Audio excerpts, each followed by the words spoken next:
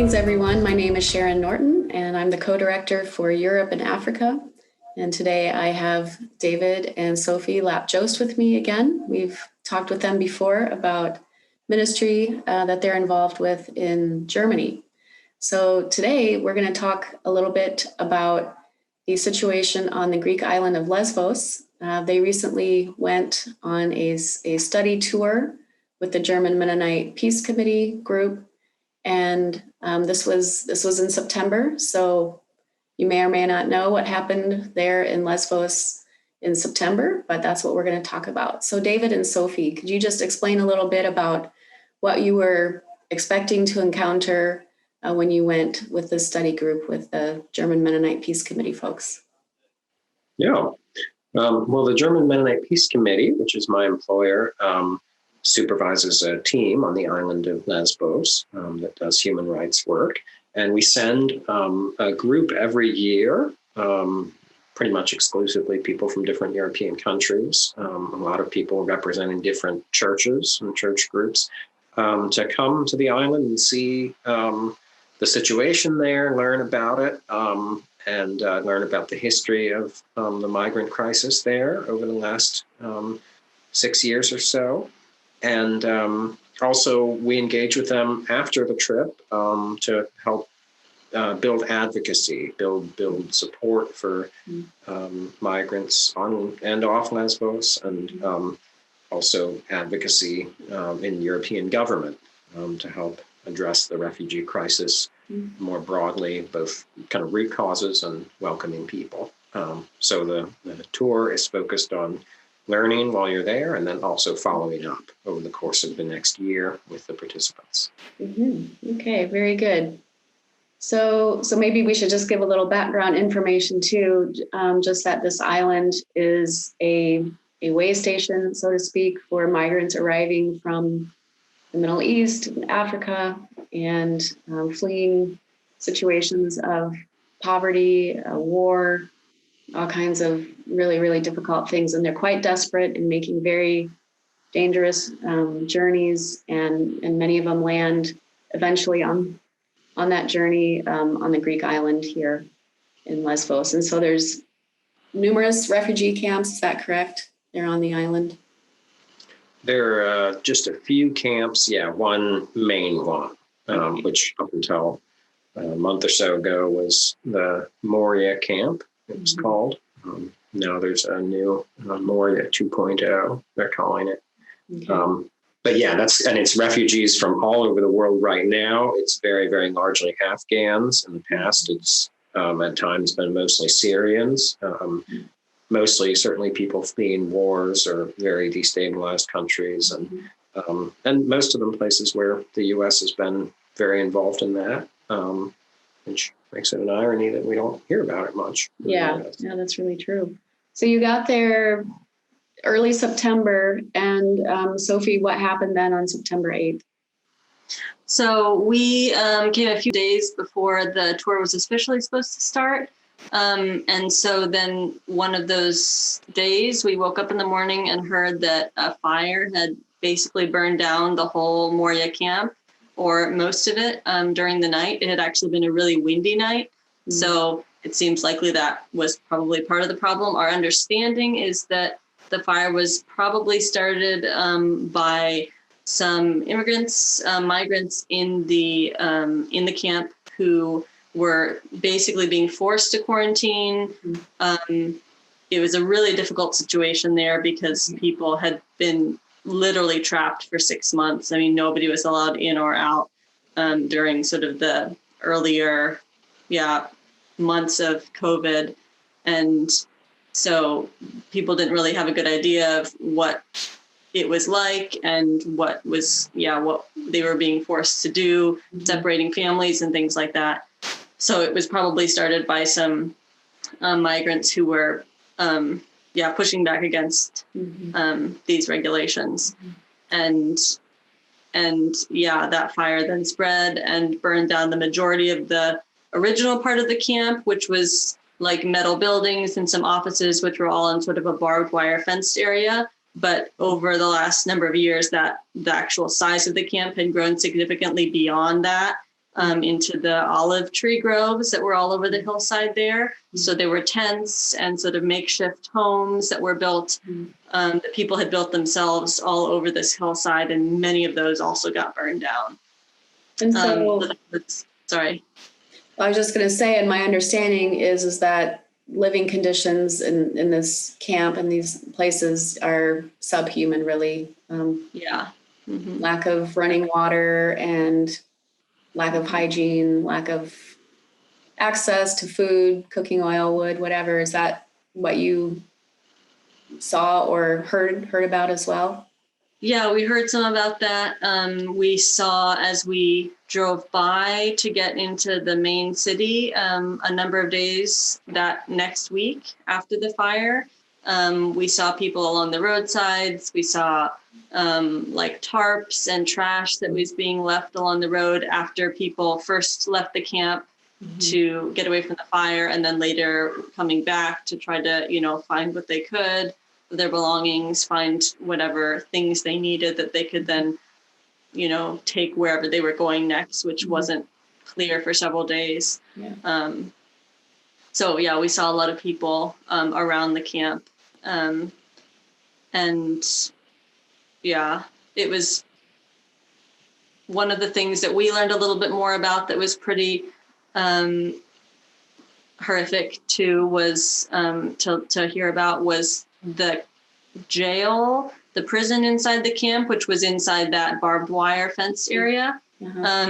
Most of the people who were being held in there were often underage minors who were unaccompanied, many of them young men who, were just trying to get to a better place so that they could send money back to their family or, hopefully bring their family then later to Europe.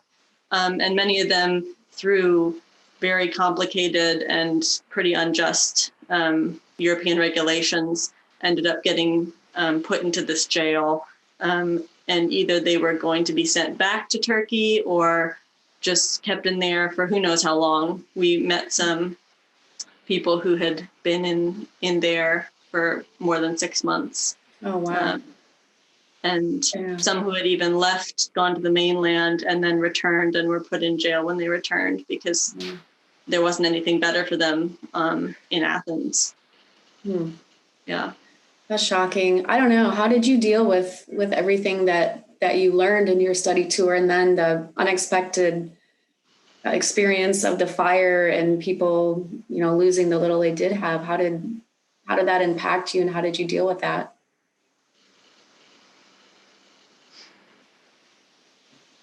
It was a really strange experience because we were staying at a hotel that was a few miles up the coast from the Moria camp. It's a hotel that is a really beautiful place right along the water. A lot of tourists normally would be staying there. The family who owns the hotel actually have a lot of connections and do a lot of work with helping the refugees on the island. So we were, in discussion with people there and other guests too, who were sort of involved in different ways at the same time that we were there. But it was weird to be there and to, be eating breakfast right along the ocean and enjoying the ocean breezes in, among the olive trees, knowing what was happening only a few miles away and knowing that there were actually pretty limited things we could do to help. So we helped pay for some snacks and food that was taken to give mainly to unaccompanied minors from the camp at an earlier point, pretty soon after the fire. But then later into the week, it was more complicated finding out ways that we could help because even the actual solidarity workers and NGOs who are based on the island themselves didn't always have access to the actual people needing the help. So they couldn't even tell us what we could do sort of as another step helping in that process. And David, could you tell us a little bit more about these different solidarity groups that the German Mennonite Peace Committee has been working with, the Lesbos Solidarity and then the Aegean Migrant Solidarity? Yeah. So from the beginning of the refugee crisis on the island of Lesbos, which basically flowed out of the Syrian civil war, people around the island, which included, religious leaders and included human rights activists and advocates and people from across sort of political and religious spectra, really. People joined together to form this organization, Lesbos Solidarity, which we got to visit a number of different arms of. So Lesbos Solidarity does work creation, where they sort of run a shop that makes handbags and other backpacks and purses, things like that out of recycled materials from the boats and from the life vests. Many boats and life vests that are brought to the island as a way for refugees to come. Lesbos Solidarity also does a lot of language instruction courses and practical skills training, and most importantly runs an alternative camp called the Pikpa Camp, which is a place, it's very small. It's about 150 people, I think, which compared to the main camp now, which is 8,000, is quite small, but it's a camp for the most vulnerable people, basically. It's a camp for people with disabilities. It's a camp for people who've already had dangerous or life-threatening attacks on them for various reasons. It's a camp for women with small children who are particularly vulnerable, and for unaccompanied minors. So Lesbos Solidarity supports the refugee community on the island in a lot of different ways. And as we were doing our learning tour, many stops that we had were just visiting their different projects, as well as visiting the place where the life vest graveyard is, where tens of thousands. And also the human graveyard for migrants who perish at sea or on the island.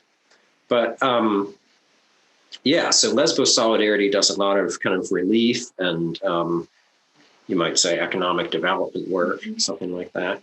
Aegean Migrant Solidarity, which is a smaller organization, a team of 5 people that the German Mennonite Peace Committee directly supports. So we handle all of their funds and do a lot of their administrative work and do some recruiting and organizing for them. And my boss has been doing all that for a long time.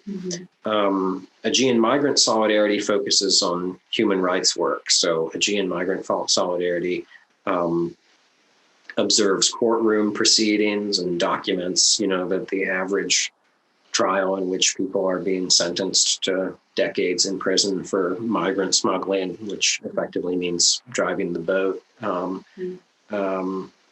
that is coming over, that documenting that the average length of those trials is 18 minutes or whatever, and people are being flippantly jailed for decades, and does work like accompanying migrants to meetings with NGOs or meetings with legal authorities and helping doing translation work, helping organize support for people, helping people get connected with advocates who can pursue their case, and also working directly with migrant organizers who are trying to keep their communities safe and are trying to survive. So helping migrants who are organizing nonviolent conflict resolution mechanisms or organizing,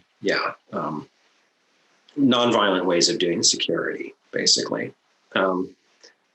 We got to see both these different aspects of work on the island, the kind of more direct humanitarian relief, and then the more medium term, of trying to help people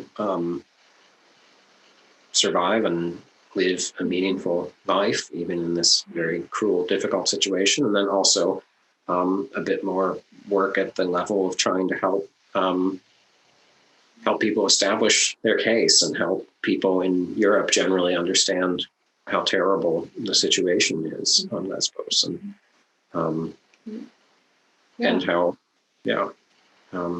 we can engage and help. Mm-hmm. Well, thank you so much for sharing your insights and about your trip and about these two organizations. And I definitely give thanks to God that there are people who are responding both in that immediate kind of relief way and, job training, recycling with a purpose. And then, of course, the human rights pieces that you're talking about, too, because, you can't move forward. You can't move on from that island and many other places without a legal process that allows you to move forward. And I know that can take years. So, yeah, I'm just thankful that there are people who feel strongly and respond to that call to walk alongside and be in solidarity. So thank you so much for giving us this report. Thank you all for watching, and please remember to pray for people who are in very precarious situations all over the world as people are fleeing just impossible living situations, and for all those who are waiting to move forward with their legal proceedings, that they would find justice for their cause, they would find openness for their cause. So thank you again, and God bless you all.